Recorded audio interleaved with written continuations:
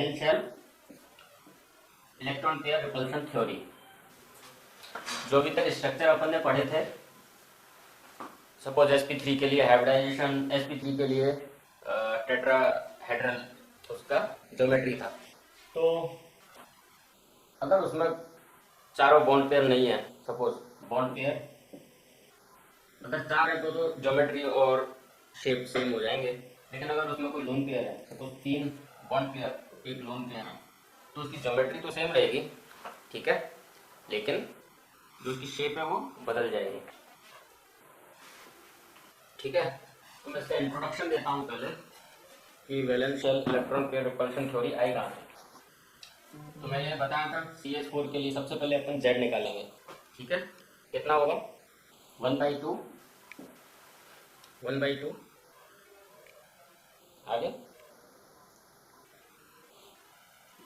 Number of valence electrons 4। कोई charge है, positive charge नहीं है, नेगेटिव चार्ज नहीं है, मोनोवैलेंट एटम 4। तो Z की वैल्यू कितनी आई 4 और 4 8/2।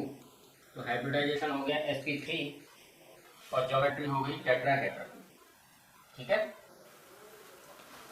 ओके। तो ये तो हमको ज्योमेट्री बताता है डायरेक्टली, अगर हमने इसका हाइब्रिडाइजेशन निकाला तो ज्योमेट्री पता चल जाएगी, लेकिन शेप वो इसकी डिफरेंट होगी, ठीक है।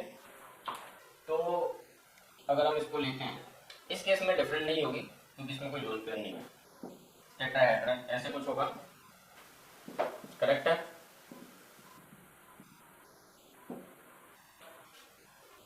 तो अभी शेप क्या होती है, शेप होती है, लिख ले, अरेंजमेंट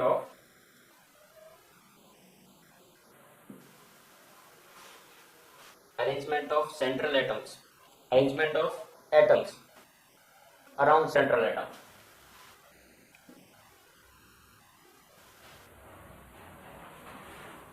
ठीक है। यहां पे सिर्फ एटम्स का अरेंजमेंट देखते हैं हम, और ज्योमेट्री में लोन पेयर्स का भी देखते हैं। अमोनिया के लिए सपोज NH3 है, इस अमोनिया के लिए Z की वैल्यू निकालो, क्या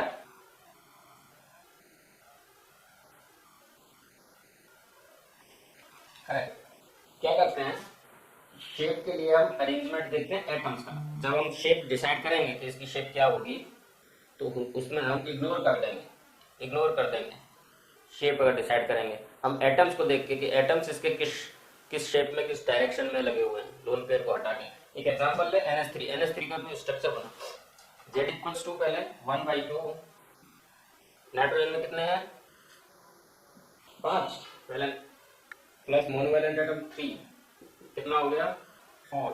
हाइब्रिडाइजेशन sp3 और ज्योमेट्री हो गई, इसकी ज्योमेट्री कितनी हो गई टेट्राहेड्रल, ठीक है। अब इसका शेप बनाओ या ज्योमेट्री बनाओ, कैसा दिखेगा ये, नाइट्रोजन 3 हाइड्रोजन है इसमें, एक टेट्राहेड्रल शेप बनाएंगे हम, ठीक है, और एक लोन पेयर, ये रहा टेट्राहेड्रल है। लेकिन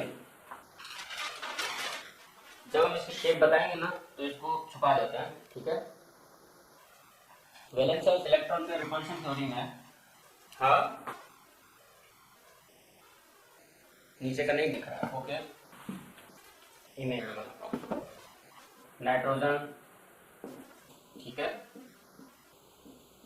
टेट्राहेड्रल, एंगल कितना होगा टेट्राहेड्रल में, एंगल कितना होता है 109 डिग्री 28 मिनट्स, यहाँ पे भी 109 डिग्री 28 मिनट। तो इस केस में क्या होगा, जो VSEPR बोलती है वैलेंशियल इलेक्ट्रॉन पेयर रिपल्शन, यहाँ पे इलेक्ट्रॉन पेयर है, मैंने बताया था इलेक्ट्रॉन पेयर और बॉन्ड पेयर, मतलब लोन पेयर और बॉन्ड पेयर में रिपल्शन ज्यादा होगा as compare to bond pair and bond pair. तो इसको झुका देगा, ये बॉन्ड पेयर बेंड हो जाएंगे अंदर, बॉन्ड पेयर थोड़ा इधर हो जाएंगे, because this repulsion is more than bond pair repulsion, ठीक है। वैलेंशियल इलेक्ट्रॉन पेयर रिपल्शन थ्योरी यही बोलती है कि तुम्हारा ठीक है sp3 हाइब्रिडाइजेशन है, उसके लिए टेट्राहेड्रल स्ट्रक्चर होगा, लेकिन ये जो एंगल्स हैं, जो एंगल है ये यहाँ पे अलग हो जाएंगे बिकॉज ऑफ दिस रिपल्शन। तो ये एंगल हो जाएगा कुछ ज़्यादा, ग्रेटर देन 109.28 मिनट्स, और this is less than 109.28 minutes. Correct है? हाँ,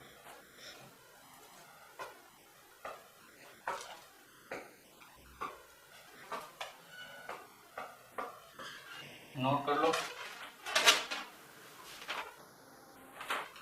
इसकी शेप को हम क्या बोल सकते हैं? अमोनिया की शेप को हम क्या बोल सकते हैं?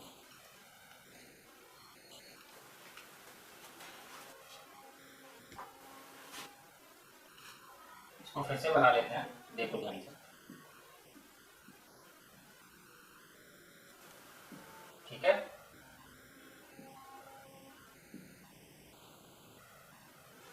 अगर हम देख लें इसको छुपा के, लोन पेयर को हटा दो, तो एक पिरामिड बन रहा है, एक पिरामिड जैसा बन रहा है। तो ये शेप हो जाएगी इसकी पिरामिड। ठीक है, ओके।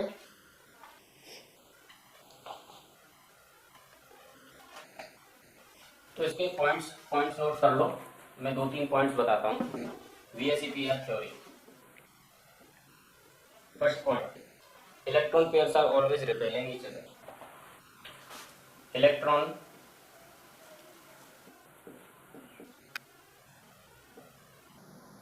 are always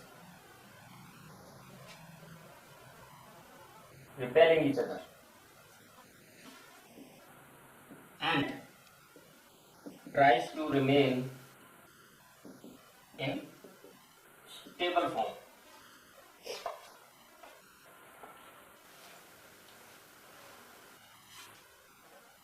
और इसको बोल सकते हैं हम tries to remain in stable form और as far as possible, tries to remain as far as possible because of that had repulsion। ठीक है, रिपल्शन की वजह से तो जितना दूर हो सकते हैं एक दूसरे से लोन पेयर, उतना दूर रहने की कोशिश करते हैं। Second point, different lone pairs और electron pairs, different electron pairs have different order of repulsion, have different order of, मतलब अलग अलग जगह पे अलग अलग एटम्स जो लोन पेयर जुड़े होंगे उनका जो ऑर्डर ऑफ रिपल्शन होगा, उनकी रिपल्सिव पावर जो होगी वो अलग अलग होगी हर अलग अलग सेंट्रल एटम से जुड़े होने के बाद। सपोज नाइट्रोजन के साथ कोई जुड़ा है तो उसकी पावर अलग होगी, या किसी और के साथ कोई जुड़ा है उस कार्बन के साथ है तो उसकी अलग हो जाएगी, जिनोन के साथ है तो उसकी अलग हो जाएगी। अलग अलग एटम्स के साथ इसकी जो repulsive power, order of repulsion, अलग अलग रिपल्सिव बिहेवियर ये शो करेंगे। ठीक है,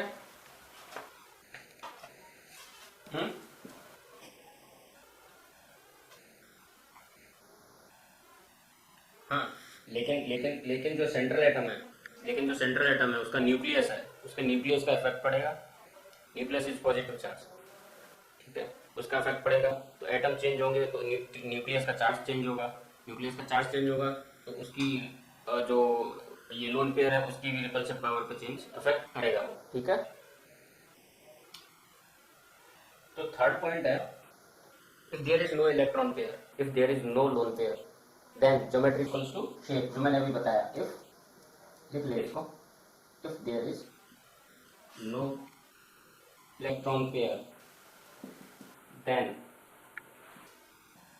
geometry equals to shape। ठीक है, क्लियर है यहाँ तक? अब मैं क्या करता हूँ, मैं तुझे सबका बताता हूँ ज्योमेट्री शेप, और जो z की वैल्यू हमने निकाली थी उस z की वैल्यू 2 लेंगे हम। 2 से स्टार्ट होती है z, 2 3 4 5 6 7 तक जाएंगे, और उसके लिए शेप, उसका नंबर ऑफ लोन पेयर्स कितने हैं, उसका ज्योमेट्री क्या है और हाइब्रिडाइजेशन क्या है, वो सारा हम डिस्कस करेंगे। ठीक है, तो सबसे पहले z इक्वल्स टू 2। ठीक है, अगर z 2 है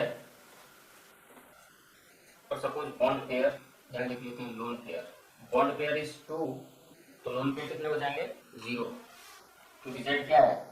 lone pair plus bond pair. ठीक है, यहां बना लेते हैं ज्योमेट्री, इधर लेंगे हम शेप। करेक्ट। तो बॉन्ड पेयर अगर 2 है तो उसमें लोन पेयर हो जाएगा 0, तो उसकी ज्योमेट्री क्या हो जाएगी? यहां लेते हैं हाइब्रिडाइजेशन। ठीक है, ज्योमेट्री क्या हो जाएगी? 2 बॉन्ड पेयर है तो सोचो, लीनियर। और shape loan pair 0, linear. Shape को थोड़ा ये भी लीनियर बिकॉज, हाँ, क्योंकि लोन पेयर इज 0, तो शेप भी हो जाएगी 0 and hybridization will be sp hybridization. अब सपोज बॉन्ड पेयर 1 है और लोन पेयर विल बी 1। ठीक है, इसी के लिए 2 के लिए। तो अभी बताओ मुझे ज्योमेट्री क्या रहेगी? ज्योमेट्री लीनियर रहेगी। और शेप, एक बॉन्ड है और एक लोन पेयर है, एक बॉन्ड है और एक लोन पेयर है। कैसे बनेगा ये? सपोज ये एक बॉन्ड हो गया और एक, ठीक है, ऐसा कुछ होगा, ऐसा कुछ होगा। तो इस शेप को हम क्या बोल सकते हैं? ये भी लीनियर ही रहेगा, इसको बोल और तो कुछ बोल नहीं सकते। एक बॉन्ड है और एक लोन पेयर है, उसको भी हम इस केस में लीनियर। हाइब्रिडाइजेशन भी सेम रहेगा। ठीक है, 2 के लिए ज्यादा केस है नहीं। अब मैं 3 के लिए बताता हूँ, बता दो।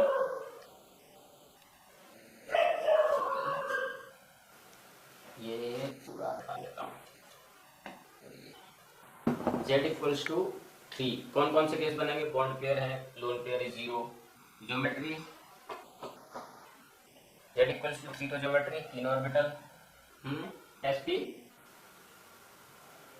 sp2 के लिए ट्राइगोनल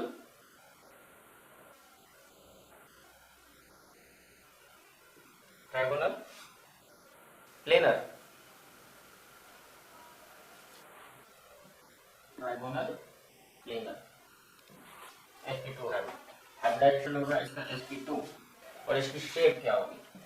कोई मुझे मॉलिक्यूल बताओगे सर? मैं ऐसे ही बना देता हूँ इसको। कैसे बनेगा ये? एक प्लेन में है तीनों, ऐसा शेप भी सेम हो जाएगी, सेम। अब सपोज बॉन्ड पेयर 2 है, बॉन्ड पेयर 2 और लोन पेयर 1, तो इसकी ज्योमेट्री होगी ट्राइगोनल। ज्योमेट्री पे कोई फर्क नहीं पड़ता because geometry depends upon lone pair and bond pair है। शेप क्या हो जाएगी इसकी? 2 bond pair, 1 lone pair. Suppose ये बनेगा ऐसे ए, एक लोन पेयर आएगा, 2 बॉन्ड पेयर बना। कैसे बनेगा? किधर डाल दूं?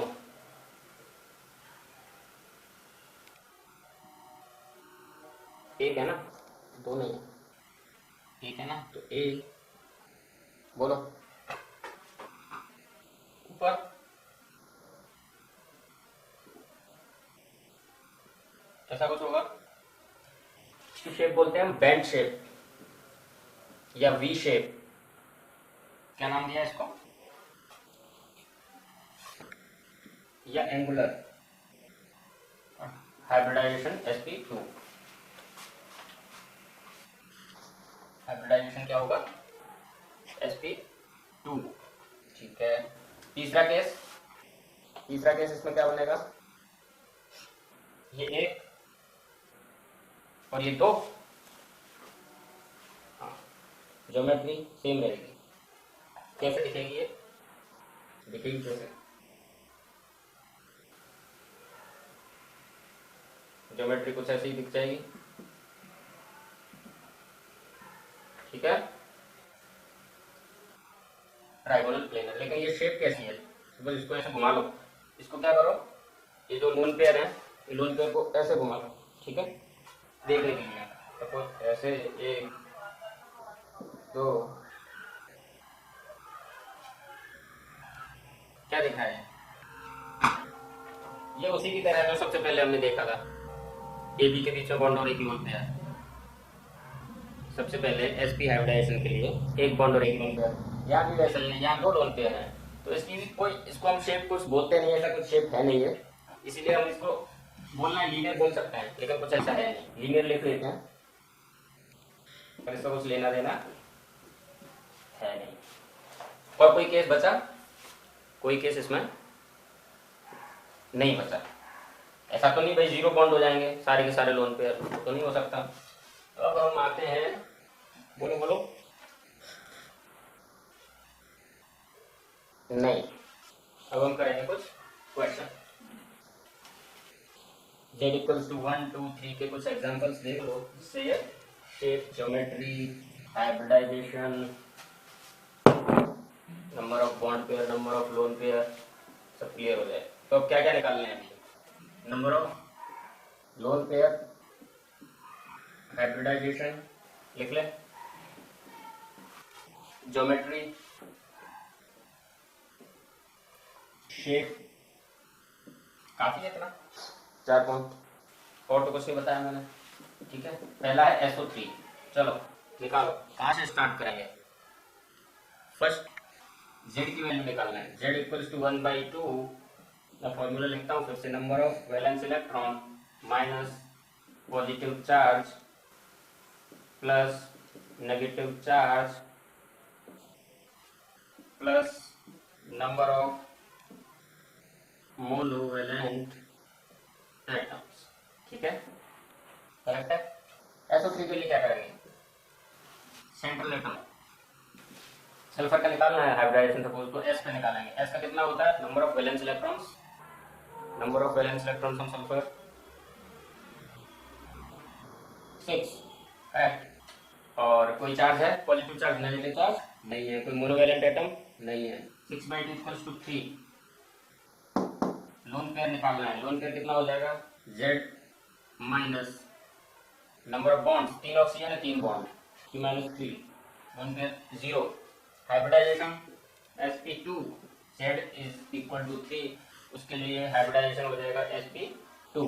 sp2 के लिए ज्योमेट्री क्या होगी? ज्योमेट्री क्या होगी? ज्योमेट्री क्या होगी? Diagonal pair, correct.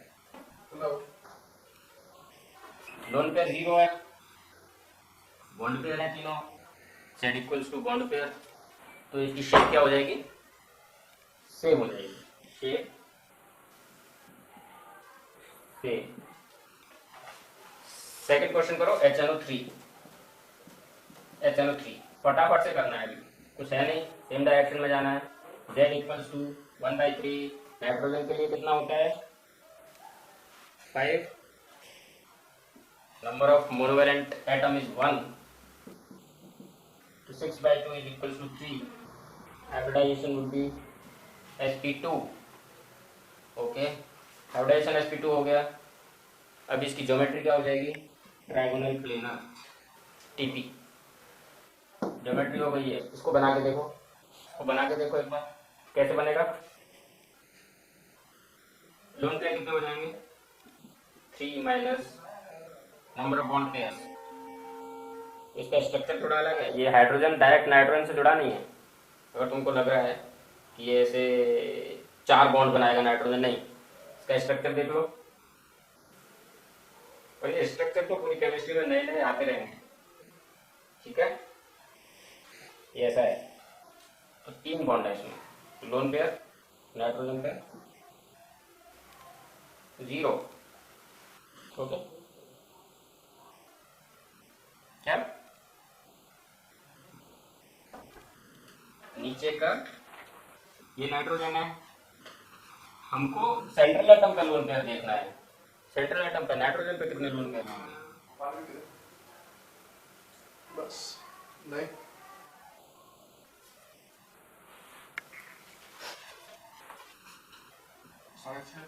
तो अगर तुमको डाउट है तो इसके लिए कंपेयर हम क्या कर सकते हैं, चलिए NO3 माइनस के लिए निकालो, NO3 माइनस, NO3 माइनस के लिए Z निकालो, 1/2, 5 + 1 इक्वल्स टू 3, इसका स्ट्रक्चर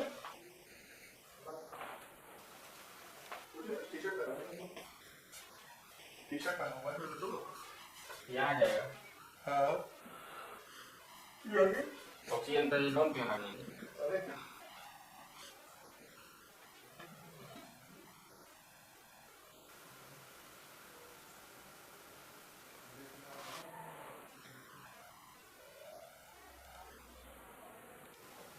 ठीक है,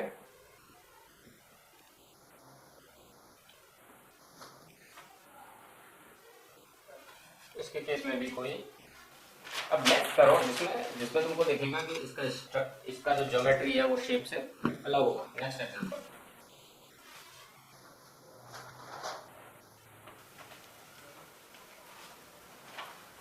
SO2 किया, SO2 को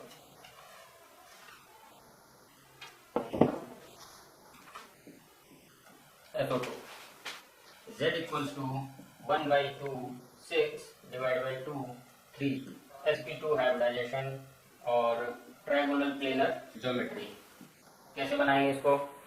number of lone pairs Z minus number of bond pairs 2, there are 2 bonds between sulphur and oxygen, तो किसके साथ है किसके साथ, तो एक लोन पेयर हो जाएगा। ठीक है, ओके, अब साथ साथ चलना मेरे, एक लोन पेयर हो गया। मैंने तुमको बताया था Z इक्वल्स टू 3 के लिए बॉन्ड पेयर 2, लोन पेयर 1, तो इसकी शेप कैसी होती है?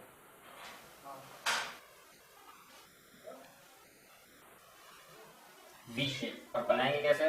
सल्फर, लोन पेयर,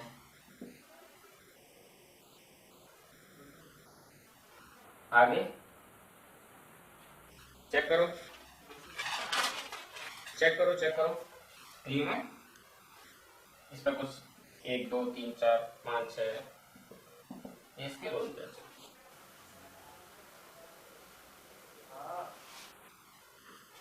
ठीक है, अब हम आगे बढ़ते हैं Z इक्वल्स टू 4 के लिए।